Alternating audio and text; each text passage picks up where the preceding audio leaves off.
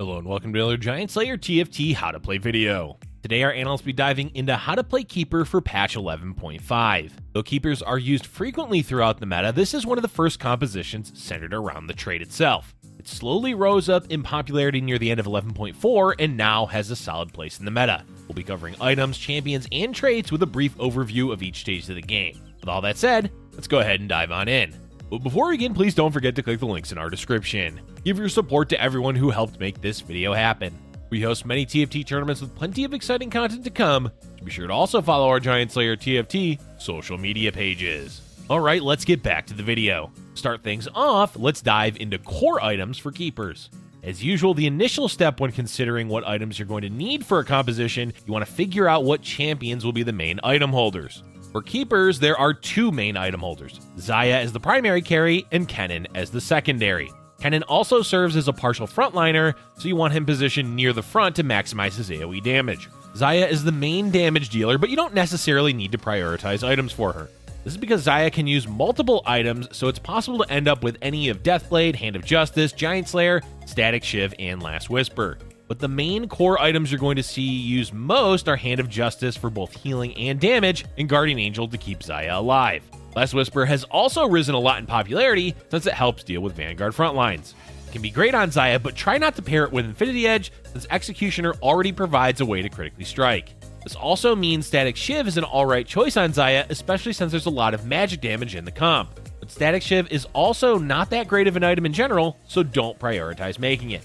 Kennen is the secondary item holder and has more strict requirements than Xayah. Guardian Angel is a must-have, not just because he'll be near the front line, but also because his ability will persist while he's in the revival animation. While it may seem odd to prioritize Guardian Angel in a Keeper comp since it's inherently defensive due to the shield trait, the item is there to stall out the fight even longer than Keeper already does, so the two aspects pair well together. Other items to consider for Kennen are Morellonomicon, Ionic Spark, Hextech Gunblade, and defensive items like Dragon's Claw or Bramble Vest. Morellonomicon in particular is quite common and is great for healing reduction against Slayer or Siphoner compositions in the late game. Besides having items for Kennen and Xayah, you can always look for generically good items like an early Sunfire Cape for your frontline or Shroud for the late game utility. Shroud is quite good for this build since it can help delay certain champions from casting their AoE ability, such as Aurelion Sol or Nico. In terms of carousel priority, try to grab either sword or glove as those two are heavily contested throughout the game. Bow can also be difficult to procure, but it's not a necessity for Xayah, so don't always worry about prioritizing it from the carousel rounds. If possible, try to get an early Hand of Justice as it's usable in practically any comp. This way, if you need to pivot later on, you're not stuck with super specific items. Okay, we've talked about items enough already, so let's move on to the core champions and traits for Keeper. Right out of the gate, it should be noted that you can play for either 6 Keepers or 4. Both variations work well, it just mainly depends on what chosen you end up finding.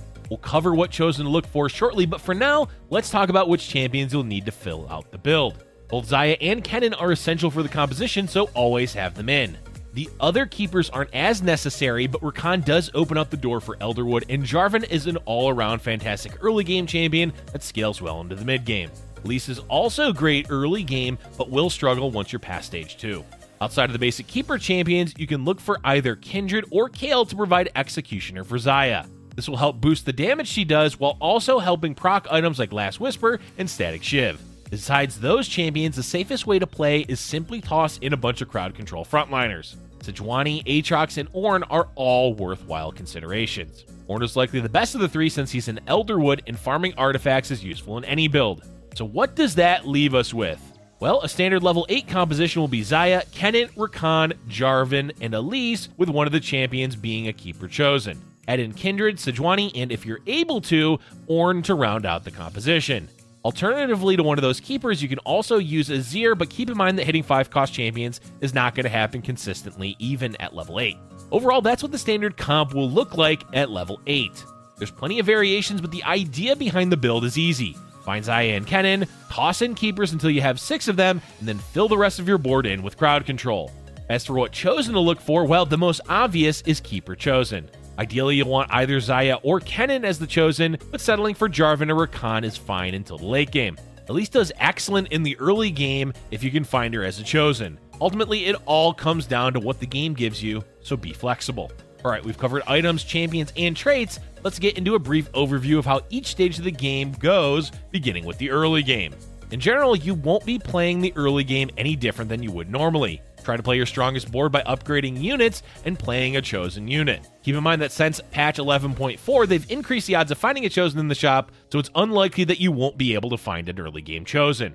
One of the unique aspects of this composition is that it can begin relatively early on in the game. Keepers have always been one of the strongest early game traits, so it makes sense to play them right away. Keepers also pair well with cultists, so you can easily have games where you run early keeper cultist and transition into a full keeper composition once you hit the mid game. All that aside, when it comes to leveling, make sure you're staying on the same curve as the rest of the lobby. This means early leveling to 4, 5x2 5, and level 6 on 3-2. This helps mitigate damage taken if you lose early rounds, but most importantly gives you access to higher cost units. Kennen as a 1-star unit can be somewhat fragile, but if you can hit an early Kennen 2, you're in an amazing position going into the mid-game. High rolling an early Xayah can also be huge. There's not much else to cover for the early game, so let's go ahead and move on into the mid-game. Once you hit level 6, usually on round 3-2 or 3-3, you may want to roll. Rolling at this stage of the game will help you stabilize your board for a smoother transition later on. Keeper is a trait that benefits a lot from early rolling since it has several low-cost champions. Plus, as we mentioned earlier, hitting a quick Kennen 2 is going to boost the power of your board by a lot. Rolling also means you can play 6-piece traits like Warlord or Cultist while also having Keeper in. Those types of synergies are great help for an early push to level 8. But before level 8, there's level 7, which happens right after Wolves on round 4-1. It's also likely most players will be rolling on 7. Specifically for the Keeper build, a lot of what you're looking for can be found at level 7. 6 Keepers should be obtainable at this point of the game, so transitioning to whichever early game board you had towards playing Keepers can begin right away. What's really important at this stage of the game is scouting. You need to know who is playing what and whether anyone is contesting your board. Xayah in particular is often contested by quite a few other builds like Kayle and Elderwood. Knowing who is playing what will help you decide whether pursuing the build is worth it or not. Keep in mind that you should always be willing to pivot towards a different composition, whether due to what the game is giving you in your rolls, or because a certain champion is being contested. Once you've rolled on 7, possibly hit a few upgrades and began transitioning towards the endgame composition, you'll want to begin saving for level 8. Level 8 will be anytime from 4-5 to 5-2, depending on how much gold you rolled and how strong your board is. With level 8 in mind, let's move on into the late game. This is where you want to be stabilizing your finished comps while looking to replace lower cost units with a few 5-cost units. As mentioned earlier, the 2 legendary champions you'll be looking for are Ornn and Azir. Everyone knows Ornn is useful mainly because of his artifacts, but in Keepers he also serves as the 3rd Elderwood for Rakan and Xayah. And of course he has crowd control, which is always useful. Azir is really only there for the Keeper trait, but having the Sand Guards out on the board helps a lot by soaking up an Aatrox pull or causing an A-Soul to target away from your units. Let's take a moment to address positioning and the inherent weaknesses of Keepers. Because all of your units need to be in close proximity for the shield, it means you're naturally going to be clumping up. Against some compositions this is fine, but against champions like Neeko or Aurelion Sol, it can be quite devastating. This means diligent scouting and repositioning is important. Try to always position on the same side as an enemy Aurelion. Xayah can also be kept somewhat near the front line, since she'll be protected from the shield, Guardian Angel, and her ultimate. Against Neeko with Vanguard Mystic, it will be trickier to dodge the AoE, so try to have Xayah on the edges of the clump so she isn't getting instantly blasted by Neeko. Crowd control is also another weakness of this composition since it's usually so clumped. There's not really much you can do about it other than foregoing perfect shield positioning and spreading your composition out a bit. As long as you scout properly, you should be able to position your board and be in an alright position. The last thing to talk about for the late game is your win conditions when playing Keepers. Generally speaking, you're rarely ever going to hit level 9, but if you do, that is one way to win. Level 9 will make pivoting into 5-cost champions much easier, specifically units like Lee Sin or Swain, since they add a lot of value to a comp. Set in particular can do well with Keepers since the shields will help him get at least one cast off before he has to go do sit-ups. Don't be afraid to drop the 6 Keeper trait if you're level 9 and instead try to hit a chosen 5 cost. A much more common and obtainable win condition is going to be Kennen 3 at level 8. Xayah 3 can be pursued, but it's difficult to consistently 3-star any 4-cost champion. Basically, once you have Xayah 2 and most of your board upgraded, all you need to do is start slow rolling for Kennen. If you're getting low on health, you can speed up the rolling, but the goal is simply to 3-star him and maybe one of the low-cost keepers like Rakan. All in all, it's worth knowing that this build is meant to top 4 and not outright win games.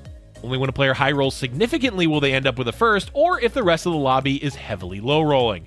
Make your game plan to mitigate health loss throughout stage 2, 3, and 4, and you'll find yourself top 4 consistently, regardless of what composition you're playing. And that's all for today's video, folks.